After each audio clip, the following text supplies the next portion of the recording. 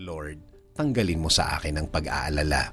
Panginoon, salamat sa mga ibinibigay mo sa amin araw-araw. Salamat sa pag-aalaga mo sa amin, sa lagi mong pagtulong sa amin, sa lagi mong pagsuporta sa amin.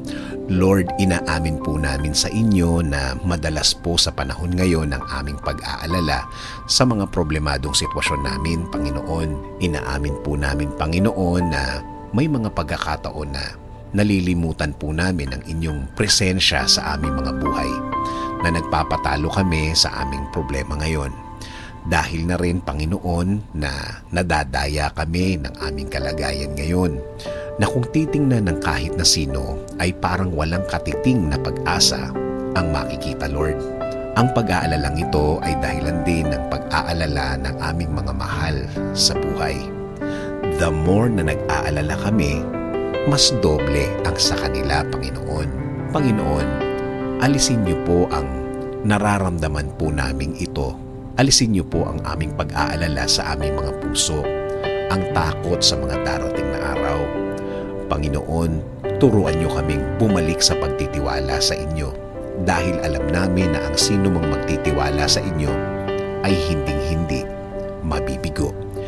Teach us to have faith in you, God. Take away all these worries that we are feeling now. Teach us to be faithful again. Teach us to believe in you again, God. Ngayon, Panginoon, hindi na kami magbabase sa aming sitwasyon. Kahit ang mga salita ng mga tao nasa paligid namin ay hindi namin gagawing guide sa araw-araw, Panginoon. Babalik kami sa paniniwalang ikaw ang bahala sa lahat, basta kumapit lang sa faith namin sa inyo. Ipagkakatiwala po namin ang aming ngayon, ang aming bukas, at ang aming future, Lord. Because we believe that you are a God that provides, that helps, that protects.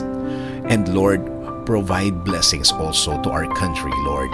Alisin niyo rin po ang pag-aalala sa aking mga kababayan dahil sa problema at sa pandemya na nasa aming bayan ngayon.